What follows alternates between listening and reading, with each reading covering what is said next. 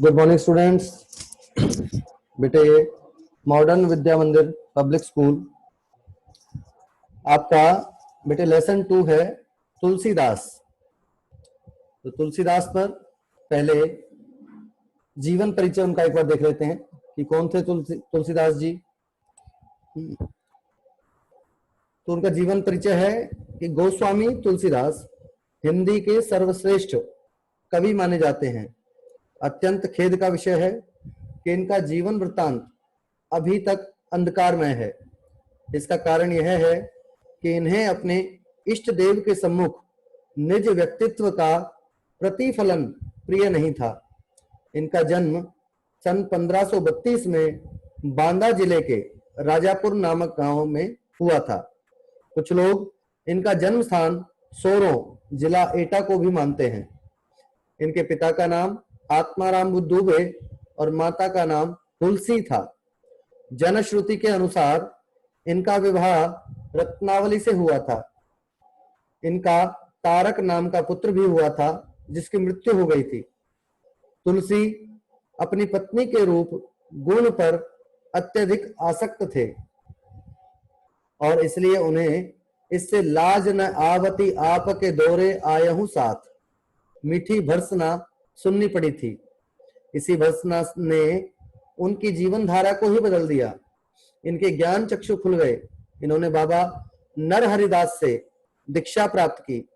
काशी में इन्होंने 16-17 वर्ष तक वेद पुराण उपनिषद रामायण तथा श्रीमद् भागवत का गंभीर अध्ययन किया।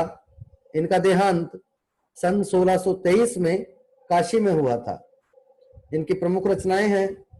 इनकी 12 रचनाएं प्रसिद्ध हैं। उनमें रामचरितमानस, विनय पत्रिका, कवितावली, दोहावली, जानकी मंगल, पार्वती मंगल आदि उल्लेखनीय हैं। अब पहला प्रश्न आ जाता है कि परशुराम के क्रोध करने पर लक्ष्मण ने धनुष के टूट जाने के लिए कौन कौन से तर्क दिए। उत्तर, परशुराम के क्रोध करने पर लक्ष्मण ने तर्क देते हुए कहा कि हमने बचपन में ऐसे अनेक धनुष तोड़े हैं। इसी धनुष को तोड़ने पर आपको क्रोध क्यों आया? क्या आपकी इस धनुष के प्रति अधिक ममता थी? हमारी दृष्टि में तो सभी धनुष समान हैं। फिर इस धनुष के टूटने पर आपने क्रोध क्यों व्यक्त किया? यह धनुष तो अत्यधिक पुराना था जो कि श्री राम के छूने मात्र से ही टूट गया। फिर भला इसमें श्री राम का क्या दोष है? दूसरा प्रश्न, परशुराम के क्रोध करने पर राम और लक्ष्मण की जो प्रतिक्रियाएं हुई उनके आधार पर दोनों के स्वभाव की विशेषताएं अपने शब्दों में लिखिए। उत्तर है, परशुराम के क्रोध करने पर राम और लक्ष्मण की जो प्रतिक्रियाएं हुई उनके आधार पर कहा जा सकता है कि श्री राम स्वभाव से अत्यंत शांत एवं गंभीर हैं। धनुष के टूट जाने पर श्री राम ने परशुराम से कहा कि धनुष को तोड़ने वाला कोई आपका ही दास होगा। इतना ही नहीं, श्री राम ने अपनी मधुर वाणी से लक्ष्मण को चुप रहने के लिए भी कहा और परशुराम जी का क्रोध भी शांत किया। दूसरी ओर लक्ष्मण अत्यंत उग्र स्वभाव वाले हैं। उन्होंने अपने कटु वचनों द्वारा परशुराम के क्रोध को और भी भड़का दिया। उन्होंने परशुराम की धमकियां तथा डींगे हाँकने पर करारा व्यंग्य किया। लक्ष्मण ने ब्राह्मण देवता के सामने कटु वचन बोलकर अपने उग्र रूप का उदाहरण दिया था, जबकि श्री राम ने मधुर वाणी बोलकर उन्हें अपने उदार एवं शांत स्वभाव से प्रभावित किया था। तीसरा प्रश्न है कि लक्ष्मण और परशुराम के संवाद का जो अंश आपको अच्छा लगा उसे अपने शब्दों में संवाद शैली में लिखिए। लक्ष्मण ने मुस्कुराते हुए कहा, मुनियों में श्रेष्ठ परशुराम जी, क्या आप अपने आप को बहुत बहादुर समझते हो? आप बार बार कुल्हाड़ा दिखाकर मुझे डरा देना चाहते हो। आप अपनी फूंक से पहाड़ को उड़ा देना चाहते हो। परशुराम गुस्से में भरकर कहते हैं, हे मूर्ख बालक, मैं तुम्हें बच्चा समझकर छोड़ रहा हूं, अन्यथा अब तक का आगे संवाद। प्रश्न नंबर 4, परशुराम ने अपने विषय में सभा में क्या क्या कहा? निम्न पद्यांश के आधार पर लिखिए। तो क्या बोले वो कि बाल ब्रह्मचारी अति कोही, विश्व विदित क्षत्रिय कुल द्रोही, भुज बल भूमि भूप विनु कीन्ही, विपुल बार मही देवन दीनी, सहस बाहु भुज छेद निहारा, परसु बिलो के महीप कुमारा। माँ तो पिता ही जन सोच बस, करहि महीस किशोर। गर्भन के अर भक दलन, परसु मोर अति घोर। इस संवाद से, इस पद्यांश से हमें उनके जो उन्होंने कहा उसका वर्णन करना है। तो उत्तर में कहा कि परशुराम ने अपने विषय में कहा, मैं बाल ब्रह्मचारी हूं, स्वभाव से बहुत क्रोधी हूं। सारा संसार जानता है कि मैं क्षत्रियों के कुल का शत्रु हूं। अपनी भुजाओं के बल के द्वारा मैंने पृथ्वी को कई बार राजा विहीन कर दिया और उसे ब्राह्मणों को दान में दे दिया। मेरा यह फरसा बहुत भयानक है, इसने सहस बाहु जैसे राजाओं को भी नष्ट कर दिया। हे राजकुमार, इस फरसे को देखकर गर्भवती स्त्रियों के गर्भ भी गिर जाते हैं। लक्ष्मण ने वीर योद्धा की क्या क्या विशेषताएं बताई? लक्ष्मण ने वीर योद्धा की विशेषताएं बताते हुए कहा है कि वीर योद्धा रणभूमि में ही वीरता दिखाता है, अपना गुणगान नहीं करता फिरता, कायर ही अपनी शक्ति की डींगे हाँकता है। साहस और शक्ति के साथ विनम्रता हो तो बेहतर है। इस कथन पर अपने विचार लिखिए। शास्त्रों में कहा गया है कि विनम्रता सदा वीर पुरुषों को ही शोभा देती है। कमजोर और कायर व्यक्ति का विनम्र होना उसका गुण नहीं, अपितु उसकी मजबूरी होती है, क्योंकि वह किसी को कुछ हानि नहीं पहुंचा सकता। दूसरी ओर जब कोई शक्तिशाली व्यक्ति दीन दुखियों की सहायता करता है अथवा दूसरों के प्रति विनम्रता पूर्वक व्यवहार करता है तो समाज में उसका सम्मान किया जाता है। शक्ति को प्राप्त करके भी जो लोग अहंकारी न बनकर विनम्र एवं धैर्यवान बने रहते हैं और दूसरों को मार्ग से विचलित नहीं होने देते, संसार में ऐसे ही लोगों का आदर किया जाता है। विनम्र व्यक्ति ही दूसरों के दुख को अनुभव कर सकता है और उनकी सहायता के लिए आगे आता है। भगवान विष्णु को जब भृगु ऋषि ने क्रोध में भरकर लात मारी थी, तब उन्होंने साहस और शक्ति के बावजूद अत्यंत विनम्रता एवं उदारता का परिचय देते हुए उसे क्षमा कर दिया था।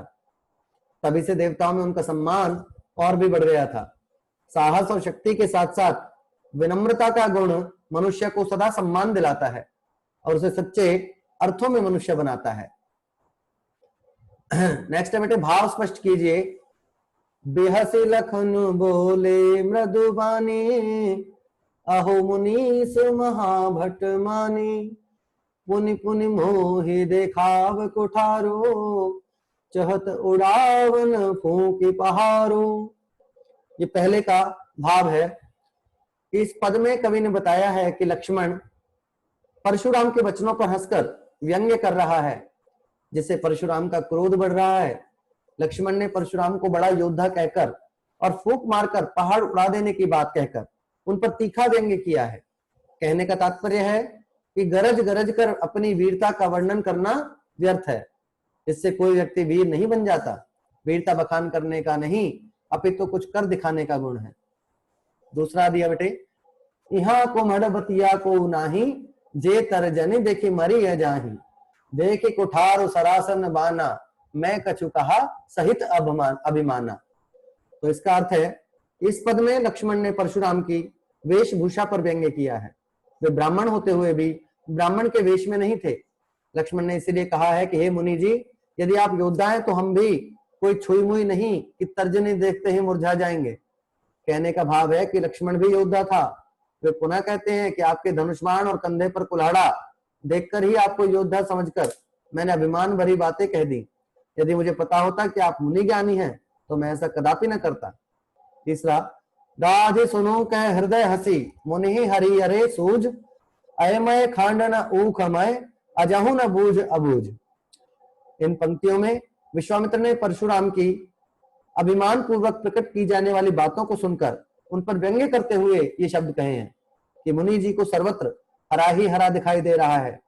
वे सदा सामान्य क्षत्रियों से युद्ध करके विजय प्राप्त करते रहे हैं, इसलिए उन्हें लगता था कि वे श्री राम व लक्ष्मण को भी अन्य क्षत्रियों की भांति आसानी से हरा देंगे।